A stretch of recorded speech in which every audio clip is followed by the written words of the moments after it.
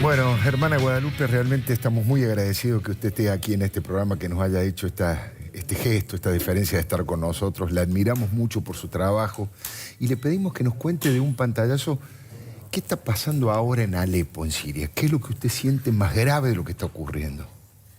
Bueno, yo creo que se suma a la guerra que vivimos hace ya 4 años en Siria, se suma a la persecución religiosa, que está desde el comienzo, no es que sea una cosa nueva tampoco, ¿no? Desde que comenzó la guerra, comenzó con disturbios de este tipo, ya de tinte terrorista y ya con el primer blanco, los cristianos, desde el comienzo, ¿no? Lo que pasa es que ahora ha tomado dimensiones que no se pueden creer, ¿no? La crueldad con la que están asesinando cristianos es impresionante, pueblos enteros, barrios enteros. Y eso es lo que vivimos en Alepo, que se vive desde hace 4 años, de manera constante. O sea, uno se acostumbra, pero son 4 años de vivir bajo el bombardeo, permanentemente. Yo quiero que compartamos una foto con todos los televidentes, que es una foto en donde usted está con el Papa Francisco y que obviamente yo decía recién que uno de los temas de principal preocupación del Papa, esta verdadera masacre, esta matanza que se hace de cristianos. ¿Recuerda lo que le dijo el Papa allí? ¿Qué hablaron sobre este tema? ¿Cómo fue ese encuentro, hermana? Bueno, sí fue del todo particular porque el Papa Francisco, como es él, no tan jocoso y siempre haciendo un chiste, y bueno, venía saludando a todos, uno atrás del otro, le hacían chistes, todos argentinos, entonces le gritaban, él se reía, le hacía chistes, incluso a los que estaban al lado nuestro. Cuando llegó a nosotros y le dijimos, somos misioneros de la familia religiosa del Verbo Encarnado, misioneros en Siria, entonces el rostro se le transfiguró, ¿no? Y el rostro realmente semblante de preocupación, de angustia, ¿no? por esa gente. Realmente la cercanía del Papa se siente mucho allá. Los cristianos la sienten realmente. Y bueno, le comentamos un poco de cómo estaba la situación y le transmitimos también el agradecimiento de nuestra gente, porque ellos allá valoran lo que está haciendo el Santo Padre en todo sentido, no solamente en cuanto a su cercanía, ¿no? Como pastor de la Iglesia, sino también en el campo diplomático, ¿no? Y bueno, y conversamos un poco y él dice, bueno, al final ustedes sigan ahí, ustedes sigan misionando, no dejen las misiones. Qué bárbaro. Ahora, las fotos que vamos a ir viendo después a lo largo del programa, algunas son muy duras, son muy crueles y vos recién hablabas de la crueldad. Por ahí la pregunta es tonta, pero me interesa mucho saber cómo te llevas con el miedo. Vamos, ¿cómo es esa relación con algo tan humano, tan lógico, pero que al mismo tiempo no te puede dejar vencer en ningún momento? Bueno, sí. Por un lado está la parte humana, ¿no? Yo siempre cuando me preguntan esto digo, no tiene una explicación natural. Es decir, el poder estar ahí, y no solamente yo, ¿no? En esto me permito corregir, o al menos lo que dijeron al principio, no soy la persona, la única, o sea, hay tantos otros misioneros y misioneras de mi congregación, de otras congregaciones, ¿no? Haciendo lo que podemos, porque tampoco es que... ¿no? Pero eso realmente nosotros lo atribuimos a una gracia de Dios. A una gracia de Dios que nos sostiene para estar ahí, porque no es que nosotros en la congregación, obviamente nos preparamos, somos una congregación misionera, es decir, nos preparamos para partir hacia algún lugar de misión, pero no es que uno, ¿de qué manera uno se puede preparar para una cosa así? O sea, he estado en situaciones, yo personalmente, tener que asistir heridos, una de las chicas nuestras con un hierro clavado en la espalda. O sea, ¿cómo se hace uno? ¿Cómo se puede preparar para una cosa así? Y no es que a nosotros cuando nos destinan, o nos ofrecen estos destinos, uno dice, bueno, no, sí, yo estoy preparada porque he hecho cursos de primeros auxilios. Claro, ¿de claro. no ¿Cómo uno puede? enfrentar? Por eso es simplemente, bueno, confiarse un poco a las manos de Dios y como es realmente una misión. Confiar en que Dios nos da la fuerza para estar ahí, porque el miedo no es que podemos evitarlo completamente, ¿no? Pero la verdad, sinceramente, es impresionante que no tengamos más miedo. A mí me llama la atención, personalmente, porque soy una persona miedosa, digamos, no es porque... ¿no? Y a veces pasamos situaciones así tan difíciles, estamos tan cerca, hay situaciones de que pasa la muerte, nos pasa al lado, así. ¿no? Por Quiero diferencia decirte de que minutos. no sos una persona miedosa, ¿eh? No lo repitas porque... Bueno, pero quiero decir, no, esto no es una cuestión de dones naturales, porque soy una persona, ¿no? Yo creo que realmente esto es una misión y cuando Dios nos encomienda una misión nos da el paquete entero, para decir, la fuerza para llevarlo adelante. Yo lo atribuyo a eso realmente, si no de otra manera no se explica. Ahora, hermana, si Dios le da la fuerza para eso, ¿por qué Dios permite que exista el Estado Islámico o qué significa? ¿Cómo usted le explica en su diálogo con Dios, en sus rezos, que existe un sector que fomenta el odio racial y que es capaz de prenderle fuego a las personas por un tema religioso? Bueno, esto realmente es un tema que siempre se plantea. Obviamente Dios no quiere el mal para el hombre, ¿no? Dios no es el culpable de esta guerra y eso lo tienen clarísimo los cristianos allá. De ninguna manera, a veces la gente acá pregunta, ¿los cristianos no se enojan con Dios porque no hace algo? O sea, Dios nos creó libres, estas cosas las permite porque permite la libertad del hombre que elija. Y estas cosas, estas guerras que vemos, son consecuencia de la suma de maldades que hay en el corazón del hombre, ¿no?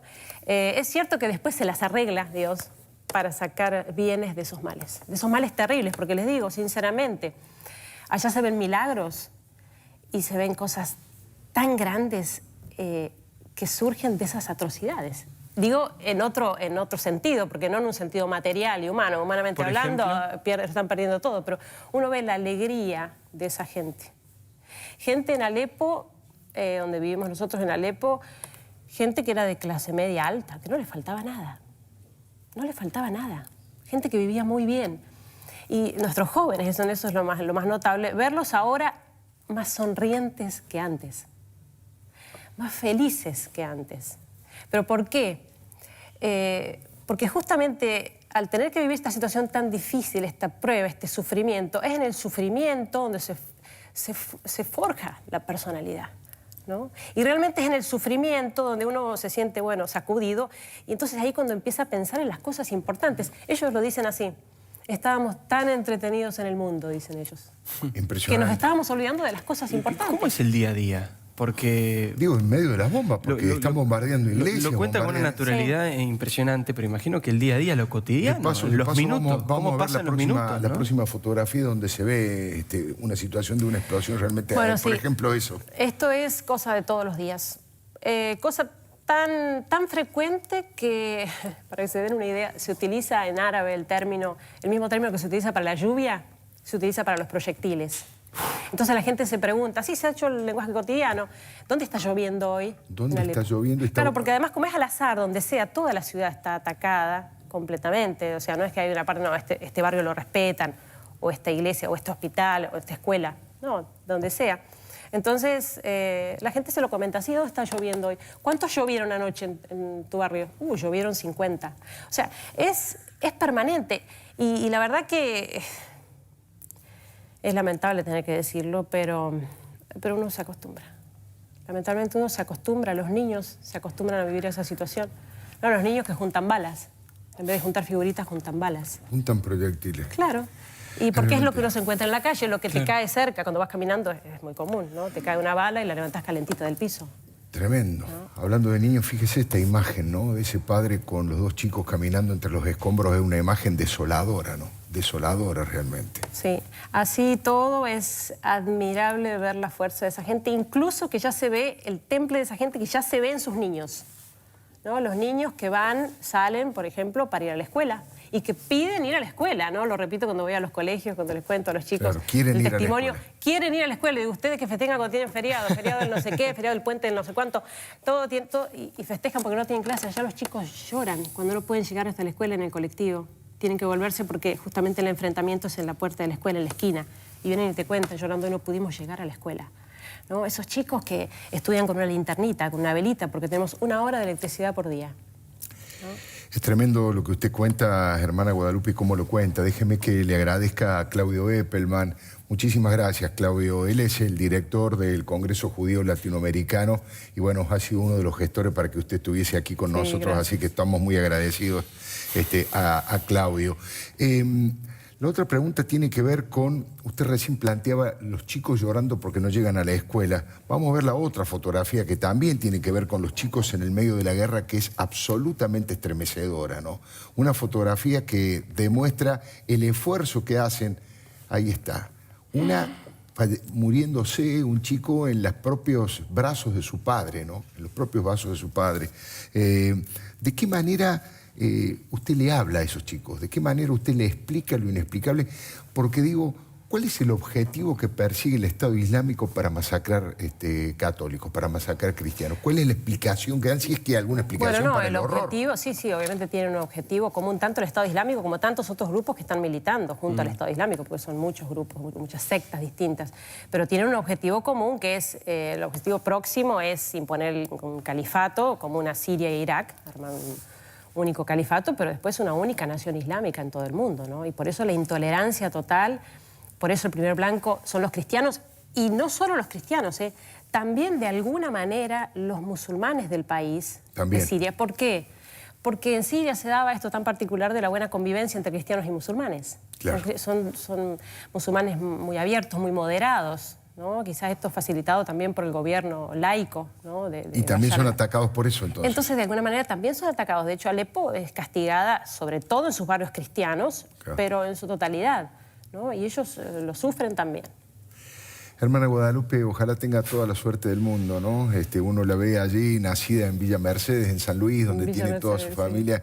Uno la ve allí tan frágil, sin embargo, tan guerrera y con tanta energía y tanta fuerza. Así que muchísimas gracias por haber estado aquí en este programa de Los Leucos, y ojalá haya servido como un pequeño granito de arena para que mucha gente tome conciencia de las atrocidades que están pasando en Siria. Yo creo que esto tiene que movernos, tiene que sacudir, ¿no? El Papa lo dice permanentemente, dice los mártires que tenemos todos los días, más mártires que en los primeros tiempos, ¿no? Claro. De la Iglesia. Y no puede ser que Occidente siga mirando para otro lado, ¿no? Entonces está en nosotros también difundir esto, pedir oraciones, ¿no? Que nos ayuden con las oraciones para que esto se termine, y además también para que podamos seguir allí y que los cristianos puedan seguir manteniéndose firmes en su fe, que es lo que están haciendo, ¿no? Aún frente a la espada. A la espada. Muchas gracias. Gracias a ustedes. Muchísimas gracias por la invitación. hermana.